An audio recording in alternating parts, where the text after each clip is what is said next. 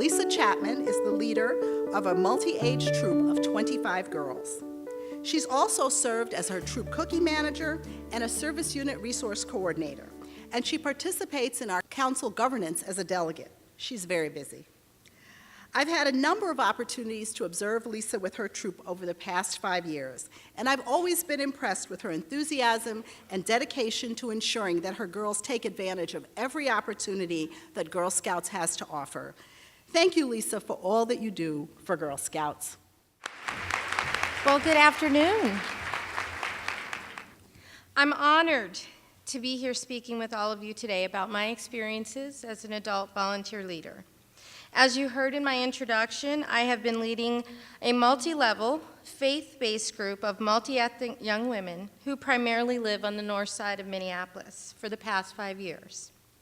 Our troop formed as a means to provide small group mentorship from older women to younger women in our faith congregation. We currently have 25 girls under the age of 14 active in the troop. We meet twice per month with an additional activity or outing scheduled every other month. We camp in the fall and in the spring or summer. Our older Girl Scouts have all earned their program aid pins, and they serve as both YEAs for council-sponsored events as caddies at service unit-led day camps.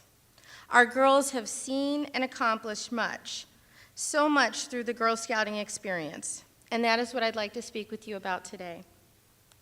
Scouting has been a tradition in my family since as long as I can remember.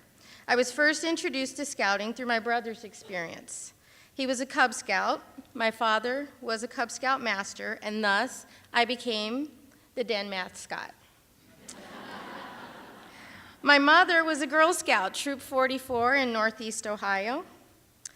I don't really know why I never became a Girl Scout myself, but believe me, I jumped at the chance for my own daughter to join when the flyer came home from school that a Brownie troop was being formed. Yes, I was one of those moms who couldn't wait for her daughter to be in Girl Scouting. I marched myself up to the Girl Scouting shop and I purchased the crisp little blue blouse, cute brown skirt, the Brownie sash, and topped it all off with that cute little brown beanie. You see, I attended Catholic school, kindergarten through college, so uniforms are in my DNA. My daughter, not so much. But eventually my daughter transitioned from her grade school around the same time that our church leadership decided they wanted to offer programming for youth during the week. So I approached one of our pastors about forming a Girl Scout troop. Now, he was a former Boy Scout, and not just any Boy Scout, he was an Eagle Scout. Right. And those Eagle Scouts really believe in the concept of merit. So of course I had to put together and present a formal presentation. And then I had to represent it, and represent it again. And then finally, they allowed me to present it to our church elders, and we finally became an official entity of our children's outreach. So what those Boy Scouts don't know is that we Girl Scouts are very tenacious, right? Anyway, I'm not really sure if it was all the anticipation built up over the years of wanting to be a Girl Scout and never getting the chance, or maybe it was all that presenting to our church. But by golly, by the time we completed our first year, we had done so much as a troop, I think even Juliette Gordon-Lowe would have needed to sit down and take a breath.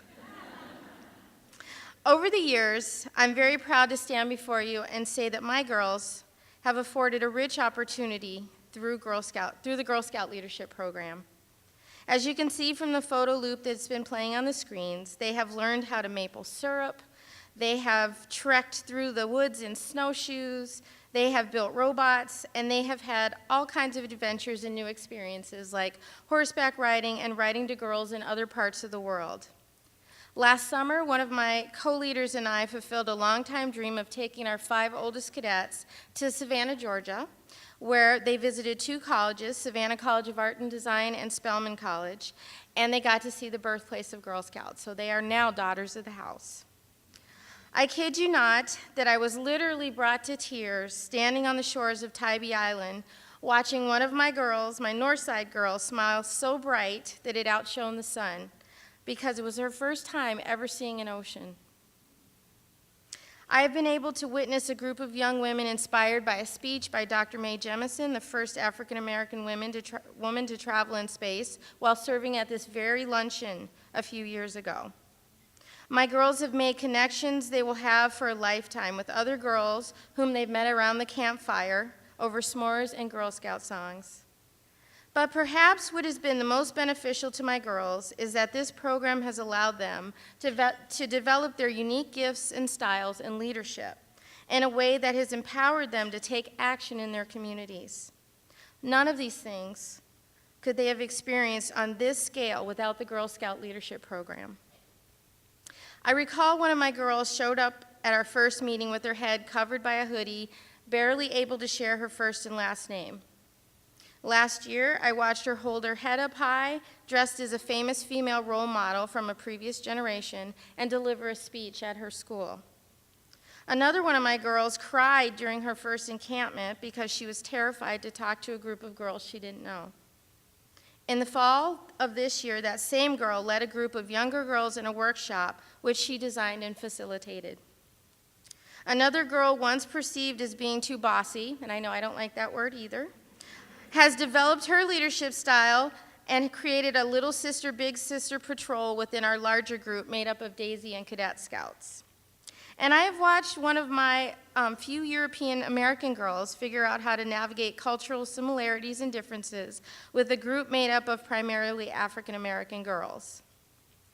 These 4 women I just mentioned currently serve in leadership positions at our church, ranging from children's ministry to hospitality.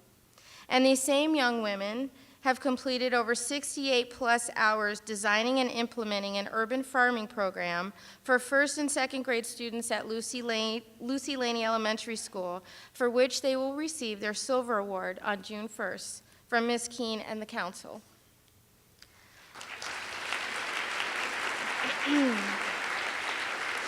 I could share so many personal stories about the girls in my troop and how they've blossomed from a group of city girls who didn't want to be in the outdoors because, you know, that's where the bugs are, to girls who not only embrace nature but can also pitch a tent.